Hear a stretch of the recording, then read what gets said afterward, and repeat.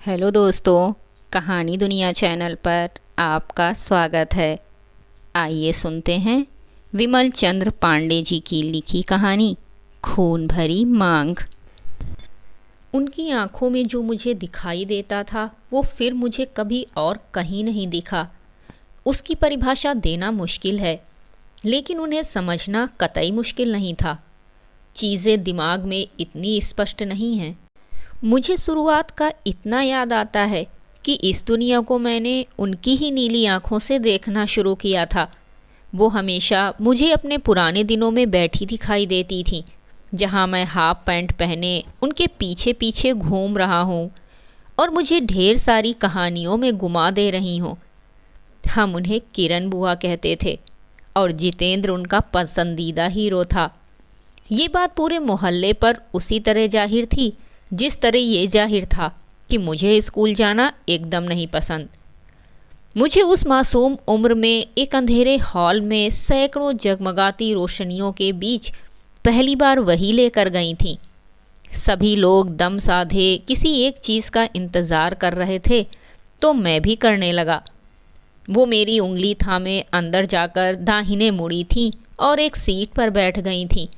मैं उनकी बगल वाली सीट पर बैठा था कि अचानक सामने के पर्दे पर रंगों के इंद्रधनुष उतर आए। जो संगीत बज रहा था उसकी झनकार मुझे उन रंगों के रथ पर बिठाकर दूसरी दुनिया में ले जा रही थी। मैं सिनेमा हॉल में बैठकर अपनी ज़िंदगी की पहली फिल्म देख रहा था। फिल्म का नाम था आखिरी रास्ता। किरण बुआ का घर हम लोगों के घर के ठीक बगल में था। उनके पिताजी नहीं थे और माँ व भाई मिलकर घर चलाते थे। भाई अंडे का ठेला लगाता था और दोपहर से ही उनकी माँ एक बड़े परात में प्याज काटना शुरू कर देती थी। शाम होने पर उनका भाई अंडे के ठेले पर अंडों की ट्रे सजाता और नदेसर चौराहे की तरफ निकल जाता। उनकी माँ का पसंदीदा काम औरतों से बातें करना और अपने रिश्तेदारों को कोसना था। किरण बुआ की उम्र उस समय 17 या 18 रही होगी। मैं दूसरी क्लास में पढ़ता था और किरण बुआ के सबसे करीब था। फिल्में उनकी जान थीं। वो हमारे घर से अक्सर अचार मांग कर ले जाती थीं और कहती थीं कि उनकी माँ को नहीं पता चलना चाहिए, नहीं तो वो बहुत मार खाएंगी।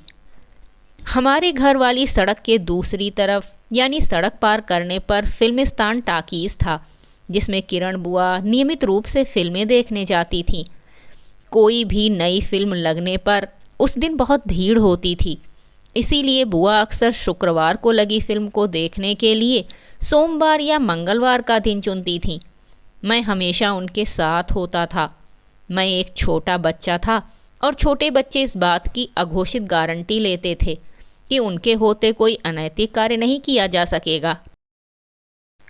पहली बार के बाद मैंने किरण बुआ के साथ हर हफ्ते एक के हिसाब से एक साल में इतनी फिल्में देख लीं कि मेरे दोस्त मुझसे ईर्ष्या करने लगे। कटिंग मेमोरियल के उस बड़े से मैदान में जब आधी पट्टी में सभी दोस्त पकड़ा पकड़ी और विष अमृत खेलते, मैं 4-5 लड़के लड़कियों से घिरा किसी नई फिल्म की कहानी सुना रहा होता। फिल्म की कहानियाँ सुनाने की कला मैंने उनसे ही सीखी थी। फिल्में देखना उनका नशा है, ये बात मोहल्ले में सबको पता थी और इससे किसी को ऐतराज़ नहीं था। ये ऐसा समय था जब लोगों को ऐतराज़ कम हुआ करते थे और दिलों में प्यार ज़्यादा हुआ करता था। मैं धीरे धीरे उनका राजदार और साथी बन गया। खुद गर्ज देखते वक्त जब वो मुझे बिठाकर कुछ देर के लिए गायब हुई तो मुझे लगा कि वो बाथरूम गई होंगी, लेकिन जब वो 15-20 मिनट के बाद आई तो थोड़ी घबराई और अस्त व्यस्त सी लगी। फिर इसके बाद ये नियम ही हो गया। वो हर फिल्म में मुझे बैठा रहने को कहकर गायब हो जाती। उनके जाने और आने के बीच का अंतराल बढ़ता गया। पहले वो 15-20 मिनटों में वापस आ जाती थी, फिर 1-1 घंटे तक गायब रहने लगी। मैं कुछ पूछता तो उदास हो जाती। जब ऐसा उन्होंने जितेंद्र और रेखा की एक फिल्म में किया तो मुझे कुछ शक सा हुआ। जितेंद्र उनका आराध्य था और रेखा उनके लिए धरती पर किसी चमत्कार जैसी थी। उनकी ज़िंदगी की सबसे बड़ी इच्छा थी कि जितेंद्र और रेखा शादी कर लें, मैं उनके उठने के 10 मिनट बाद उठा और बाथरूम के पास चला गया। मुझे बाथरूम के पीछे वाली दीवार से कुछ आवाज़ आई तो मैं उधर ही चला गया। मैंने देखा हमारे मोहल्ले का हसन, जो हॉल में टिकट चेक करता था, किरण बुआ को दीवार पर लगाए उनके होठों को चूम रहा है। किरण बुआ उसका सिर सहला रही थीं। थोड़ी देर बाद किरण बुआ ने उसे पीछे धकेला तो वो हंसने लगा। कहाँ जाएंगे? किरण बुआ ने पूछा था। कहीं भी, जहाँ भी सिनेमा हॉल होगा। हमारी नौकरी लग जाएगी, जितना पैसा मिलेगा उतने में हम खाना खा लेंगे और तुम पिक्चर देख लोगी। हसन ने बुआ का हाथ पकड़ते हुए कहा। बुआ ने उसकी हथेलियों को अपने चेहरे से सटाते हुए कहा, कितना अच्छा लगता है ना। हमको खाना 3-4 दिन में भी मिले तो हम काम चला लेंगे। बस तुम नौकरी यही करना कि हम लोग खूब पिक्चर देख सकें। हसन ने उन्हें बाहों में भर लिया था और यही पल था जब उसकी नज़र मुझ पर पड़ी। वो झटके से बुआ से अलग हो गया। राजू, चलो पिक्चर देखो यार, उसने मुझसे कहा। बुआ की नज़र मुझसे मिली और वो चुपचाप हॉल में घुस गईं। मुझे अचानक लगा कि मैं बहुत बड़ा हो गया हूँ और एकदम अवांछित भी। उसी पल मेरे मन ने तमन्ना की कि मुझे कभी बड़ा नहीं होना है। क्या फ़ायदा ऐसा बड़ा होने का कि लोग आपसे डर जाएं। मैं बुआ को खुश देखकर खुश था, लेकिन मुझे देखकर उनके चेहरे पर जो डर उभरा था, उसने फिल्म देखने का मेरा पूरा मज़ा किरकिरा कर दिया। रास्ते भर बुआ ने मुझसे कोई बात नहीं की। लौटते वक्त हम फिल्मों के नशे में लौटते थे और गाने और कलाकारों की तारीफ़ें करते हुए घर पहुंचते थे। लेकिन उस दिन हम दोनों खामोश रहे।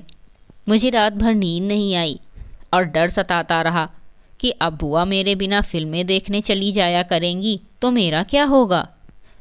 अगले दिन बुआ ने मुझे नीचे मैदान से खेलते हुए बुलाया और कहा कि वो उस लड़के से प्यार करती हैं जैसे जितेंद्र रेखा से करता है और उससे शादी करने के लिए वो किसी भी हद तक जा सकती हैं। वो फिल्मों के संवादों में बात कर रही थीं और ये सुनना मुझे बहुत अच्छा लग रहा था। मैं खुद को अपनी उम्र से बड़ा महसूस कर रहा था। मैंने उनका हाथ पकड़कर वादा किया कि मैं किसी को कुछ नहीं बताऊंगा और मेरी मदद की जो भी ज़रूरत पड़े वो मुझे बेझिझक बताएं। मुझे पता नहीं चला कि मैं भी फिल्मी संवादों में बात करने लगा था। अगली 2-3 फिल्में शायद किरण बुआ की ज़िंदगी की सबसे खूबसूरत फिल्में थीं। मुझे हॉल में बिठाकर वो हसन से मिलने चली जाती और दोनों एक दूसरे को बाहों में भरे किसी कोने में अपने भविष्य के सपने देखते। बुआ हर फिल्म को 2 बार देखती क्योंकि एक ही बार वो हॉल में पूरे वक्त मौजूद रहती। जिस दिन हम तमाचा देखकर लौटे थे उस दिन मुझे 2 और किरण बुआ को अनगिनत तमाचे पड़े थे। ये घटना ऐसी थी कि मुझे ज़िंदगी भर के लिए उस फिल्म का नाम और उसकी कहानी याद हो गई। किसी ने उनके बारे में उनके भाई को पता नहीं क्या बताया था कि अगली सुबह मेरी भी वहाँ पेशी हुई। हसनवा को जानते हो? देखे हो इसके साथ कभी? पिक्चर में से निकलती है कि नहीं बीच में ये? एक ही पिक्चर 2-2 बार क्यों जाते हो तुम लोग देखने? कितना देर तुम्हारे साथ रहती है ये? किरण बुआ के भाई के पास अनगिनत सवाल थे। मैंने सबके जवाब में सिर्फ यही कहा कि जो फिल्म मुझे अच्छी लग जाती है उसे दोबारा देखने के लिए मैं ही किरण बुआ से जिद करता हूँ और किरण बुआ पूरी फिल्म भर मेरे ही साथ रहती हैं। मेरी बात का विश्वास नहीं किया गया और किरण बुआ ने कुछ कहने के लिए मुंह खोला ही था कि उनके भैया उन्हें लातों से पीटने लगे। साली कटुए के चक्कर में इज्जत डुबाएगी हमारी। किरण बुआ की माँ भी अपने बेटे को किरण बुआ को मारने के लिए उकसा रही थी। मैं रोने लगा और उन्हें रोकने की कोशिश की तो उन्होंने मुझे धक्का दिया जिससे मेरा सिर वहीं रखी लोहे की कुर्सी से टकराया और मैं रोता हुआ घर आ गया। घर आकर मैंने पापा को सब कुछ बताया और किरण बुआ को बचाने को कहा तो उन्होंने मुझे 2 तमाचे मारे और कहा कि मैं अपनी खैर चाहता हूँ तो उनके घर की ओर देखूँ भी नहीं। इसके बाद सब कुछ बहुत जल्दी जल्दी हुआ। एक दिन भोर में हसन की लाश फिल्मिस्तान के पीछे पाई गई। पुलिस ने बताया कि हसन को जुआ खेलने की आदत थी और किसी से उधार लेकर उसने जुआ खेला था। उधार वक्त पर चुकता न कर पाने के कारण उसकी हत्या कर दी गई। उसी महीने के अंत तक किरण बुआ की शादी तय कर दी गई। बुआ सिर्फ बालकनी पर कभी कभी दिखाई देती थीं। उनकी आंखें हमेशा सूजी रहती और वो न जाने कहाँ देखा करती थीं। बहुत कोशिश के बावजूद मेरी आंखों से उनकी आंखें मिलती ही नहीं थीं। उनकी शादी में मैं नई कमीज पहन कर गया था और मैंने 6 गुलाब जामुन खाए थे। वो विदाई के समय इतना रोईं कि पूरा मोहल्ला वीरान लगने लगा। डोली में बैठने से पहले वो मेरे गले लगकर भी खूब रोई थीं। उनके जाने के बाद मोहल्ला सूना हो गया। मैं स्कूल से आते वक्त नई नई फिल्मों के पोस्टर देखता और उन्हें देखने के लिए तड़पता रहता, लेकिन मुझे कौन दिखाता फिल्में। पापा से कहता तो वो कहते कि मैं फिल्में समझने लायक हो जाऊं, तब वो दिखाने ले चलेंगे। एक दिन मैं स्कूल से लौट रहा था। रास्ते में लगे खून भरी मांग के पोस्टर जो मुझे एक हफ्ते से परेशान कर रहे थे। मैं किरण बुआ को याद करता आ रहा था कि रेखा की फिल्म उन्होंने मुझे पहले ही दिन दिखा दी होती। फिल्म मार धाड़ वाली लग रही थी और मुझे किरण बुआ की रोमांटिक फिल्मों की तुलना में ऐसी ही फिल्में ज़्यादा पसंद आती थीं। पोस्टर घर लौटते वक्त तक मेरे दिमाग में छा चुका था। जब मैं घर पहुंचा तो खुशी से मेरी किलकारी फूट पड़ी। किरण बुआ मेरे घर में बैठी माँ से बातें कर रही थीं। मैंने अपना बस्ता फेंका और दौड़कर उनसे लिपट गया। वो मेरे सिर पर हाथ फिराने लगी। कैसे हो राजू? उनकी आवाज़ सिर्फ 2-2.5 महीनों में ही इतनी बदल गई थी कि पहचान में नहीं आ रही थी। एकदम टूटी हुई आवाज़, बिखरी सी, जैसे रात भर टपकती ओस में भीग कर नम हो गई और कहीं कोई धूप ना हो। मैं उनसे जोर से लिपट गया। वो जाने लगी तो मेरी आंखें भर आईं। उन्होंने मेरा माथा सहलाया। आदमी हो के रो रहे हो? आदमी बहुत ताकतवर होता है, रो मत, शाम को बरामदे में मिलेंगे।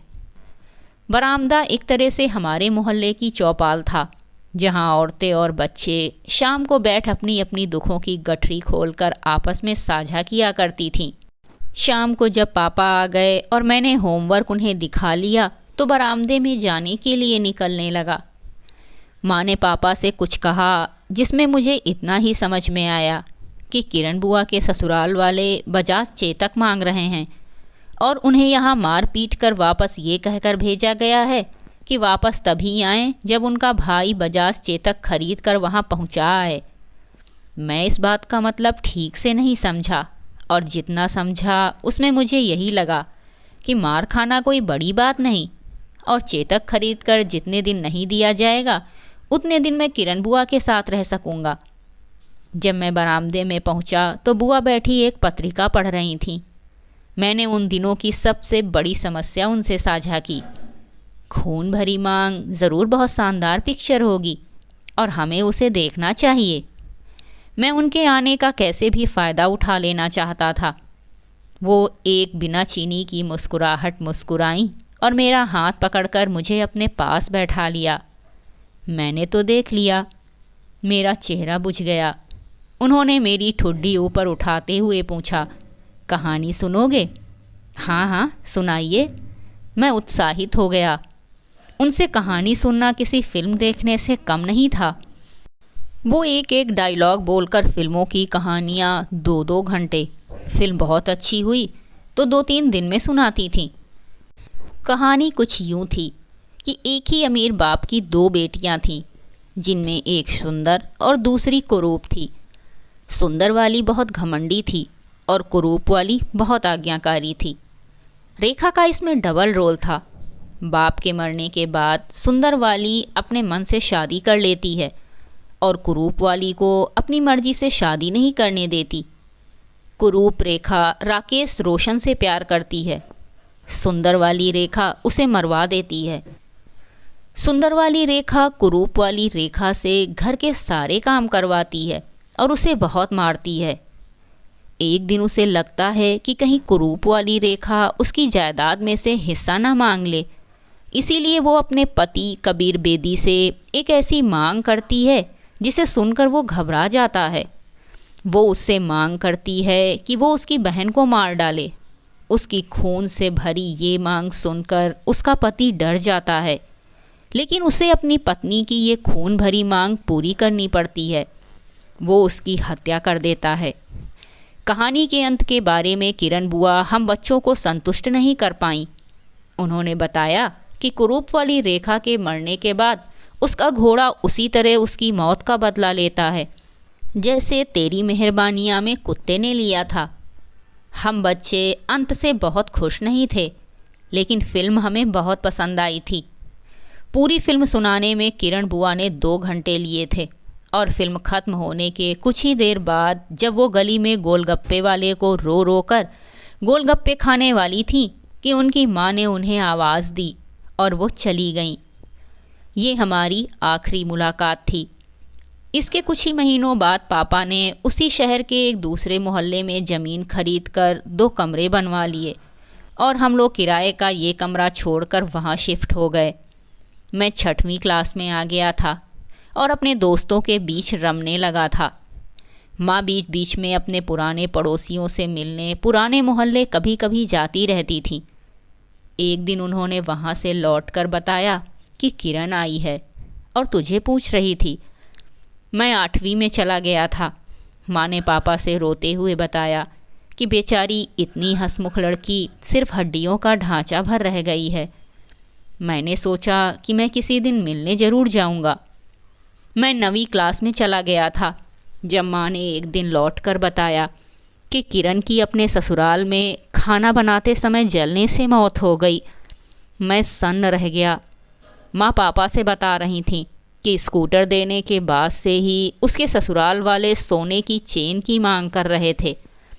पिछली बार किरण ने रोते हुए उन्हें बताया था कि अगर उनकी मांग पूरी नहीं की गई तो वे लोग उसे मार डालेंगे। मुझसे और सुना नहीं गया। मैं वहाँ से हट गया। मुझे रुलाई भी आई, लेकिन मैं उसे दबा ले गया। जब मैं 12वीं पास कर चुका था और बीएससी के कठिन मैथ और फिजिक्स से जूझने लगा था, उन्हीं दिनों एक बदहवास से दिन दूरदर्शन पर शाम को खून भरी मांग आने लगी। मेरा कहीं निकलने का प्लान नहीं था, इसीलिए मैं फिल्म देखने लगा, वरना अब इस तरह की फिल्में मुझे पसंद नहीं आती थीं। मैं जैसे जैसे फिल्म देखता गया मेरे भीतर कुछ भरता सा गया और कहीं कुछ खाली सा होता गया। फिल्म ख़त्म होने तक मैं पूरी तरह से भरकर एकदम खाली हो चुका था। ना फिल्म में रेखा का डबल रोल था और ना उसमें खून से भरी कोई मांग थी जिसे किसी को पूरा करने के लिए किसी का खून करना पड़े। मैं खुद को जब्त करने की कोशिश में अचानक हिचकियाँ लेने लगा था। माँ दूसरे कमरे से आ गईं। क्या हुआ, रो रहे हो क्या? माँ ने पूछा। नहीं नहीं, मैंने आंखें पोंछते हुए कहा। उसे मार डाला। मैंने बात संभालने की कोशिश की। किसे? माँ घबरा गई। उन्होंने टीवी देखा। टीवी पर रेखा अपनी हत्या की कोशिश करने वाले कबीर बेदी को बुरी तरह मार रही थी। रेखा को? मैंने कुछ शर्मिंदा होकर सामान्य होना चाहा। बेवकूफ़ हो क्या? रेखा जिंदा है, वही तो बदला ले रही है। पिक्चर का तुम्हारा कीड़ा ना। माँ बड़बड़ाती हुई बाहर चली गई। मैंने छत की ओर देखा और एक लंबी सांस लेने की कोशिश की। एक छिपकली छत पर थी और एक सीने में आकर फंस गई थी। यह थी विमल चंद्र पांडे जी की लिखी कहानी खून भरी मांग। कहानी सुनने के लिए धन्यवाद।